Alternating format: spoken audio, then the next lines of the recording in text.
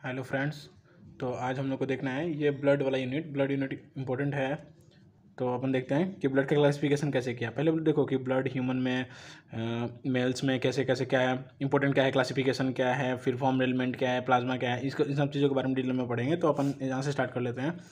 ये देखो ब्लड से क्या हुआ, फॉर्म एलिमेंट कितनी परसेंट है, ये क्लासिफिकेशन पूछा जाता है। ठीक है, फॉर्म एलिमेंट कितने हैं, 45%। फिर प्लाज्मा कितना है, 55%। ओके, अब ये क्या रहा है, इरिथ्रोसाइट्स मतलब क्या होता है, आरबीसीज, इसके अंदर आएंगे आरबीसीज मतलब रेड ब्लड सेल्स। ये क्या होता है, थ्रोम्बोसाइट्स मतलब प्लेटलेट्स, और ये है ल्यूकोसाइट्स। मैंने क्या लिख दिया यहाँ पे, प्लेटलेट्स। और ये क्या होता है, ल्यूकोसाइट्स में क्या आता है, एग्जाम्पल में डब्ल्यूबीसीज मतलब वाइट ब्लड सेल्स। यहाँ पे क्या था, रेड ब्लड सेल्स, यहाँ पे थे वाइट ब्लड सेल्स। ठीक है, अब वाइट ब्लड सेल्स को हमने क्या किया, क्लासिफिकेशन कर दिया। एक तो था तुम्हारा ग्रेन्युलोसाइट, एक होता है ए ग्रेन्युलोसाइट। ग्रेन्युलोसाइट मतलब जिसमें क्या मिलेंगे, ग्रेन्यूल्स मिलेंगे। ग्रेन्यूल्स अपन पढ़ेंगे ना, हीमेटोलॉजी लैब जब होता है तो उसमें सिखाया जाता है कि डेंस ग्रेन्यूल्स क्या है, कोर्स ग्रेन्यूल्स क्या है। तो उसमें 3 क्लासिफिकेशन अपने याद करना है, नेब, ऐसे करके याद कर लो, NEB, न्यूट्रोफिल, इस्नोफिल और बेसोफिल। ये जो तीनों हैं ये क्या है, ये ग्रेन्युलोसाइट्स हैं। ओके, और बात करें अपन अग्रेनुलोसाइट की, अग्रेनुलोसाइट में क्या क्या है, मोनोसाइट और लिम्फोसाइट। तो लिम्फोसाइट के अपन 2 क्लासिफिकेशन पढ़ेंगे, एक स्मॉल लिम्फोसाइट और एक पढ़ेंगे लार्ज लिम्फोसाइट। ओके, क्या पढ़ेंगे, लार्ज लिम्फोसाइट। ठीक है, ओके। तो अगर बात करते हैं अपन, वहाँ पे हेमेटोलॉजी लैब में भी सिखाया जाएगा कि ये कितना कितना परसेंटेज है, तो 50 to 70% होता है, ये शायद 1 to 4% होता है, और ये इसका तो बहुत ही कंटेंट 0 to 0.5% बोल सकते हो आप। ठीक है, मोनोसाइट्स का एटलीस्ट आई थिंक 2 to 4 आप देख लेना, 2 to 4% या फिर कितना है, ये 25% के आसपास होता है। लिम्फोसाइट सबसे ज़्यादा है, मतलब एक ग्रेनुलोसाइट में, और ग्रेनुलोसाइट में न्यूट्रोफिल ज़्यादा है। ओके, ठीक है। फिर बात करते हैं कंपोजिशन ऑफ द ब्लड की। कंपोजिशन ऑफ द ब्लड में क्या है, मैंने क्या किया, एक सेंट्रीफ्यूगेशन ट्यूब ले लिया, एक टेस्ट ट्यूब लेके उसमें ब्लड डाल दिया। और फिर ब्लड में मैंने क्या किया, एक मतलब कुछ कंस्टिट्यूएंट मिला के, ताकि मैंने एक बफी कोड क्या होता है, बफी कोड में होता है तुम्हारा white blood cells plus platelets.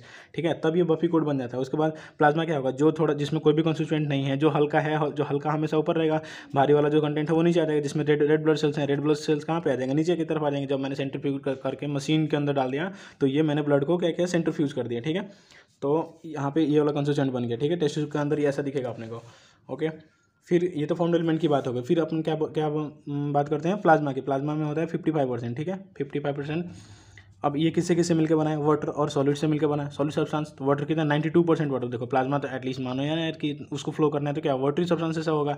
और सॉलिड्स में जितना भी ऑर्गेनिक और इनऑर्गेनिक मटेरियल्स आ गए, ऑर्गेनिक एंड इनऑर्गेनिक। ऑर्गेनिक में क्या होगा, प्रोटीन, लिपिड, ग्लूकोज, यूरिया, ये सब पता ही है आपको। ठीक है, यूरिया को कैसे लिखते हैं, NH2CONH2 है। यही तो है क्लासिफिकेशन।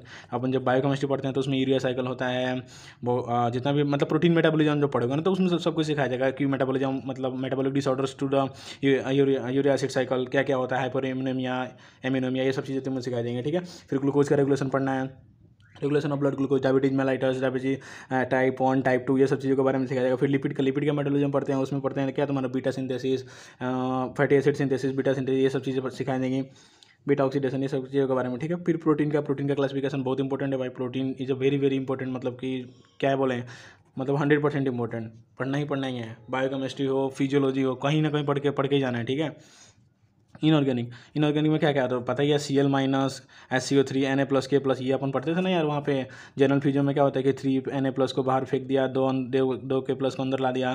तो ये अपन क्या पढ़ते हैं, क्लासिफिकेशन पढ़ते हैं वहाँ पे कि पंप है, सोडियम पोटेशियम पंप जो होता है वो एक्टिव ट्रांसपोर्ट पंप है।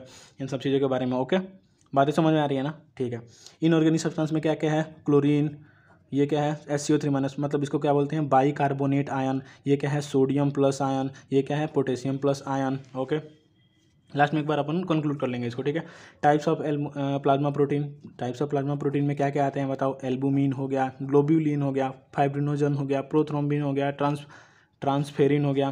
ठीक है, फिर हिपेटोग्लोबुलिन, सेरुलोप्लाज्मिन। ठीक है, अब एक बार अपन शुरू से देख लेते हैं क्या क्या है। एटलीस्ट ये 5-7 नाम तो याद रखनी है कि प्लाज्मा प्रोटीन में कौन कौन से प्रोटीन है। पहला क्या है, एल्बुमिन। ठीक है, एल्बुमिन का नाम याद कर लो, ग्लोबिलिन, फाइब्रिनोजन, फिर क्या है, प्रोथ्रोम्बिन, फिर क्या है, ट्रांसफेरिन, फिर क्या है, हिपेटोग्लोबिलिन है ना, हिपेटोग्लोबिलिन। ठीक है, और क्या है, सेरुलोप्लाज्मिन। ओके, सेरुलोप्लाज्मिन क्या करता है, कॉपर का ट्रांसपोर्ट करता है बॉडी में। ठीक है, इसी तरह ट्रांसफेरिन आता है, ट्रांसफेरिन क्या करता है, आयरन का ट्रांसपोर्ट करता है ब्लड में। ठीक है, इतना बात होता है। फिर अपन क्या करते हैं, शुरू से एक बार रिवाइज कर लेते हैं इसको। ब्लड में क्या है, फॉर्म्ड एलिमेंट है 45%, फिर प्लाज्मा क्या है 55% है, ठीक है। फिर इसमें वाटर और सॉलिड सब्सटेंस है, इसमें इरिथ्रोसाइट हो गया, ल्यूकोसाइट हो गया और थ्रोम्बोसाइट हो गया। इरिथ्रोसाइट में क्या क्या आएगा, आरबीसी, इसमें ल्यूकोसाइट में क्या आएगा, डब्ल्यूबीसी, थ्रोम्बोसाइट में क्या क्या प्लेटलेट्स। अब मैंने क्या किया, ल्यूकोसाइट को 2 भाग में डिवाइड कर दिया, ठीक है। क्या क्या नाम, ग्रेनुलोसाइट और ए ग्रेनुलोसाइट। ग्रेनुलोसाइट में क्या है, न्यूट्रोफिल, इस्नोफिल, बेसोफिल। इसमें क्या है, मोनोसाइट, लिम्फोसाइट, ठीक है। फिर स्मॉल लिम्फोसाइट, लार्ज लिम्फोसाइट, इसका क्लासिफिकेशन हो गया, ओके। फिर मैंने क्या किया, सेंट्रीफ्यूगेशन ट्यूब, मैं लिख देता हूँ यहाँ पे सेंट्रीफ्यूगेशन ट्यूब, सेंट्रीफ्यूगेशन ट्यूब, ठीक है। सेंट्रीफ्यूगेशन ट्यूब में मैंने डाल दिया, ओके। फिर इसमें क्या क्या किया मैंने, बफी कोड, बफी कोड इसमें इंपॉर्टेंट है, बस यही करना है, ठीक है। फिर इसमें क्या क्या मिलेगा, blood cells, white blood cells and platelets, ठीक है।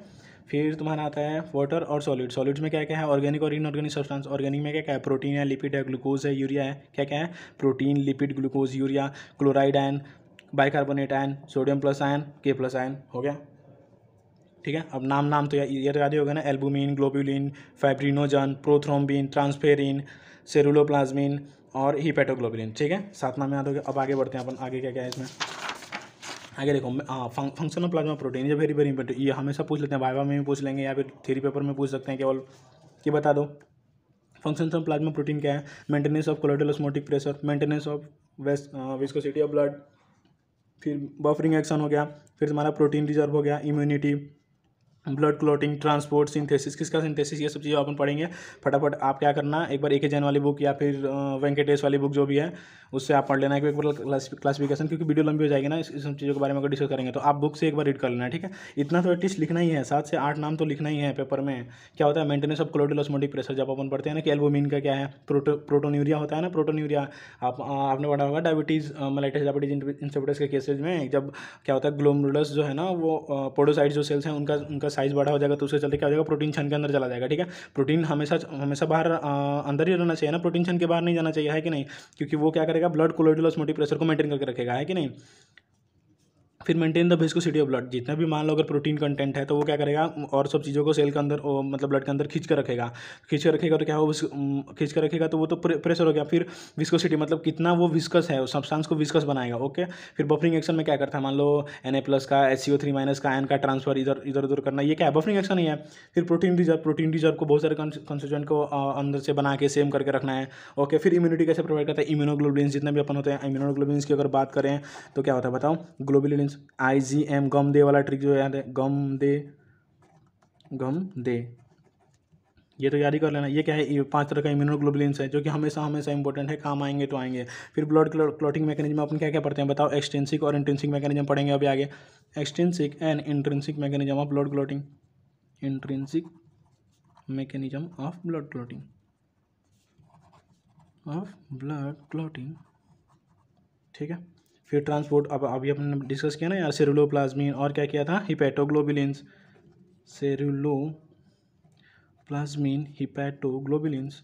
फिर क्या है, सिंथेसिस ऑफ वेरियस सब्सटेंसेस, ठीक है, synthesis of various substances, okay. फिर तुम्हारा देखो separation of the plasma protein कैसे करेंगे। सेपरेशन ऑफ प्लाज्मा प्रोटीन अपन जब वहाँ पढ़ते हैं ना बायोकेमिस्ट्री में एक आता है चैप्टर प्लाज्मा प्रोटीन नाम से, ठीक है। वहाँ पे क्या सिखाया जाता है कि ब्लड को जैसे भी कंस्टिट्यूएंट अगर आप सेपरेशन ट्यूब में रखोगे प्लाज्मा, इसमें होता है साल्ट सेपरेशन, पेपर को क्रोमेटोग्राफी, कोहोन्स फ्रैक्शन प्रेसिपिटेशन। ये क्या हमारा जेल इलेक्ट्रोफोरेसिस जैसा प्रोसेस है जिसमें हम करते हैं पेपर इलेक्ट्रोफोरेसिस, ठीक है। इसमें क्या होगा, फाइब्रिनोजन जो है वो बाहर मिलेगा, एल्बुमिन हो गया। फिर ग्लोबुलिन में क्या है, alpha 1, alpha 2, beta and gamma, ये सारे ऐसे मिलेंगे। नाम याद कर लेना, ये बात याद कर लेना और ये बात याद कर, ये क्या है, ये जेल इलेक्ट्रोफोरेसिस है, ये पेपर इलेक्ट्रोफोरेसिस है, क्या है, पेपर इलेक्ट्रोफोरेसिस, और ये क्या है, जेल इलेक्ट्रोफोरेसिस, ओके। इतना बात तो पता चल गया, ठीक है। अब आगे देखते हैं, आगे करते हैं।